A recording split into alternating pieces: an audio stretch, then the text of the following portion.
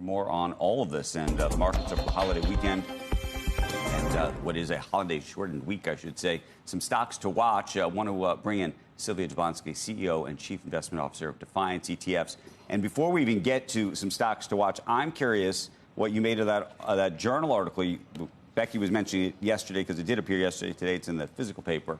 I don't know if you saw it, just about how pessimistic the investor class, at least retail-wise, seems to be.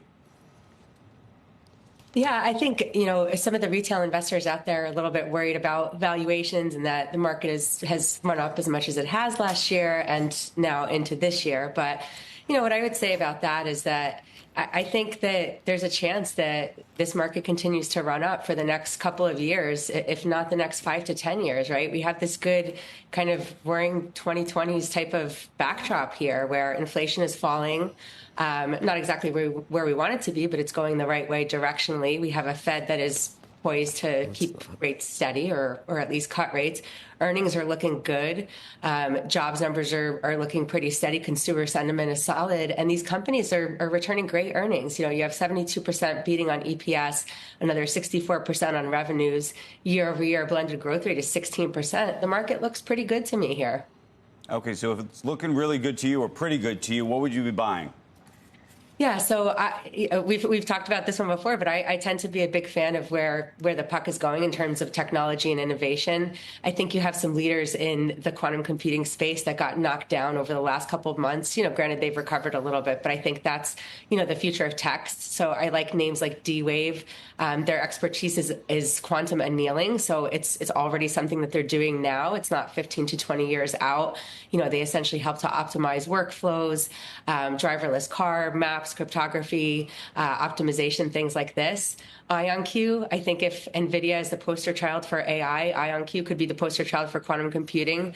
Their customers include AWS, Alphabet, AstraZeneca. They have some government contracts for quantum computing, and this is really the future of tech. So you said inflation's headed the right direction. Haven't we had 3 straight months where it's headed the wrong direction? Yeah, I think, I said stable or the right direction. But yeah, I think there is some fears about inflation popping up and, that might leave rates where they are for a little bit longer than the market expects. But it doesn't seem like the market is as reactive to bad news as we were last year, for example. And so I think the data will be, critical there. And if we kind of really go awry and keep going the wrong direction, that perhaps can pull equities back. But I think that inflation is in a fairly stable spot, and we'll have to see what it looks like month over month. I don't know. Yeah, I don't know how. Seems like it's headed up. But if it did head down or moderate, it seems like it would be because of economic weakness. So then you got the flip side for why the market might be. I feel bad because I feel like a retail investor.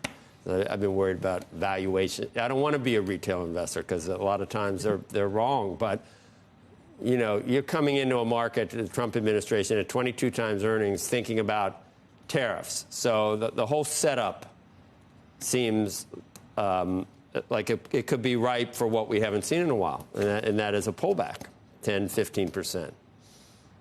But yeah, I think we'll have to see how it all plays out. If inflation stays between that, 2 to 3%, near that 3% range, you have GDP between 2 and 3%. Tariffs, we have to kind of see how that plays out, right? How much of that is the art of the deal versus what actually gets placed on these different countries. And then, how does that actually improve domestic growth and supply chains and the possibility to fuel GDP further? So I think we have to see how all of this lands. I'm not so worried that inflation is going to meaningfully spike. We've had a couple of poor reads, but prior to that, we had a good run of, inflation going in the right direction too. So it will be very much data dependent, and the Fed seems to be doing the right thing and pausing and waiting to see what happens here. So they're not kind of consistently cutting rates and putting us back in that situation where we were a few years ago, where we were talking about whether or not it's transitory, right? So we kind of have to see what happens. I think the data will dictate that. Hey, Sylvia, before you go, real quick, you named a couple things you'd buy. What would you sell right now?